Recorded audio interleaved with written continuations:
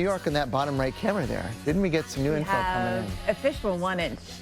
So Christmas Eve. That's Central at Central Park in New York City. How about that? So I guess that makes it a white Christmas, a white Christmas Eve for sure. Yes, why not? Let's take it.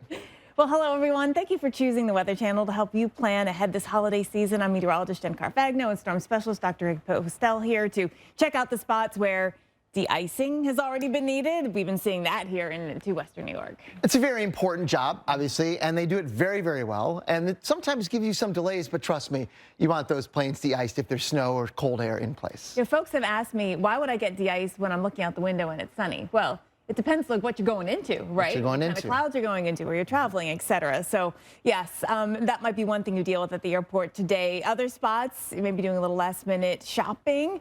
You might experience some chilly temps today, but we've got changes coming. Yes, we do. So enjoy the chill as long as you can. And whatever snow is on the ground, take it and maybe preserve it. Put it in the fridge, in the freezer, because I'm not sure it's going to stick around for a whole lot longer. This looks so festive, but not open. Is it not open? It's not that early? I don't know what's today going on everybody here. Would be out and about already. You think? I would think. Yeah. Yeah. All right. Well, let's get going. Let's get it. So we are unwrapping all the... I don't know if you have enough snow or not, but let's talk about some of the problems that could come from this. We've been watching of concern in a few spots where there's a winter weather advisory, and it's not just for snow. It might be mixing with some sleet or even some freezing rain. So that's been a concern in and around the Baltimore, D.C. area, up towards Philadelphia, although your advisory was dropped there, but parts of Jersey and Delaware and Maryland as well in this. Back into West Virginia and then up into the Lower Highlands. We've got some issues there where the potential is there for some slick spots. So here's what's left of the precip right now showing up on a radar. Again, it's about out of the Philadelphia area. I did see a mix of some snow and sleet when it was falling, reported at the airport. Really watching that right now. We've had some snow and sleet in D.C. as well. There may be some pockets of freezing rain, and so that's another really big concern when it comes to travel. So how much longer are we going to be looking at this? I know that's a big question you have. We have, again, active right now radar, but this is going to be exiting as we get through the next couple of hours. So at the moment, anticipating some issues, maybe on the roads, at the airports. We do have delays at ground stop at LaGuardia. Otherwise, no other official delays being reported. This ground stop at LaGuardia goes for about another 15 minutes, and that's for flights that are destined to. So you can't take off if you're going to LaGuardia if you're in this ground stop. And again, once it ends, you can take off, and hopefully there's no other ground delay programs. Now, for tomorrow, much better weather-wise. If you're traveling Christmas Day, you got the jackpot here when it comes to the weather. Temperatures are going to be a bit warmer as well. We'll head up to 34 degrees in New York City and Boston, 32. It's still starting off at a cool note in the morning, though, so beware of any slick spots out there. Christmas Day, not anticipating any major delays at the airports because of weather. In the south right now, well, we've got some delays in Dallas, and that's because of thunderstorms. Otherwise, we're fine in Atlanta. We're fine in our Florida airports, but it's the storms in Texas, Greg, that we were worried about causing some delays, and right on cue. That's what's happening. Let's get and dig into the details on that northeast snow, Greg. Yeah, a Christmas song these days. Yeah, the North Pole might be a mystery to the average person, but there's more to it than just snow and Santa. Meteorologist Paul Goodlow shares some fun facts about the most mythical place on Earth.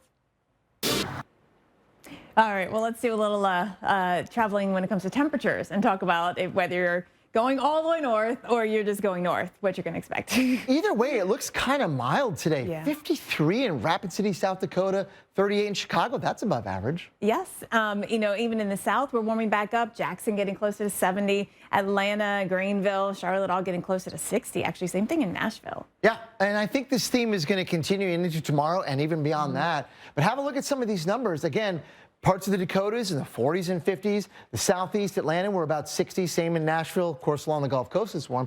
And even in the northeast, too. The trend is warm as we look at the entire week, actually. So today, and then fast forward to Thursday, the day after Christmas, and Saturday, we're going above average for more and more people. And by Saturday, 231 million above average, but in a bigger way, too. Yeah, and look at the shades of pink. I don't know, what would you call that color? But whatever it is, Like it's a hot fuchsia.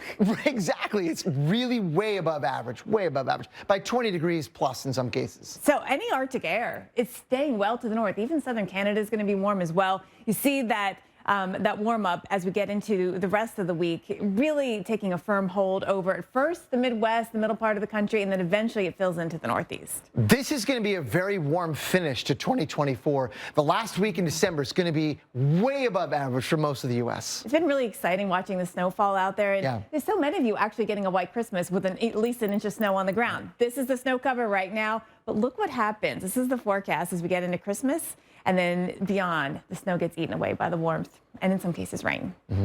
Well, time now to check on the Santa track. All right, well, what are your odds of a white Christmas? We've been talking a lot about historically what are your odds, and honestly, it's pretty low. It's not a guarantee anywhere, even to the north. But this is the forecast from the GFS model on who's going to have a white Christmas, likely in bright purple. Right, so this is for this year. And it's actually, obviously, chances are very low in the south, but the farther north you go, the better. And even in New England, we've seen a snow move through last night. That's going to help us out. So it's going to be a white Christmas, certainly in Vermont, New Hampshire, and Maine. Yes, and cold enough to keep it 32 the high there in Boston. We do have rain moving north, though, so we're going to look into those details about that. This is what's on the ground right now in the Northeast. I mean, it might not be an inch, but it's at least a trace.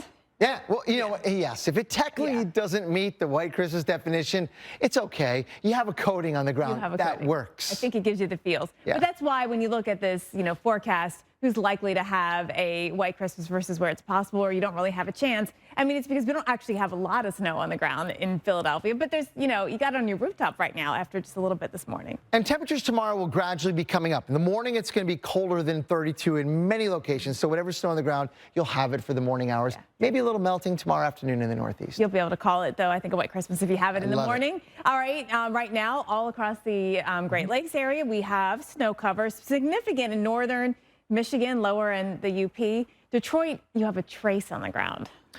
Yes, trace. I don't know how long that lasts, but we're going to do our best, and here are our odds for tomorrow morning it being a white Christmas. Yeah, I mean, into Wisconsin, Madison, up towards Appleton, Milwaukee. Pretty good odds right there. Pretty good odds. And then Christmas afternoon, tomorrow afternoon, temperatures for the most part, again, coming above 32 degrees. So we'll see some melting. And maybe that's not a bad thing. Helps the roads out if you need to travel, right? It's not enough to melt all the snow, though. I mean, it takes a while. It takes bigger temperatures, fog, although we do have a lot of fog in the Midwest, I think, with what's going on with the atmosphere there. So that'll be one travel challenge. All right, the west we go. It's mainly the mountains. And not surprising, I guess, but that's where we have the snow. Yeah, no big shock. This is almost like a topographical map of the West, where the snow is at those highest elevations. You can see that in the Sierra and other areas in the Rockies. Yeah, and when you look at, what's to come, it's a lot of rain coming in from our Pacific storms and not a ton of snow outside of course, the mountain areas.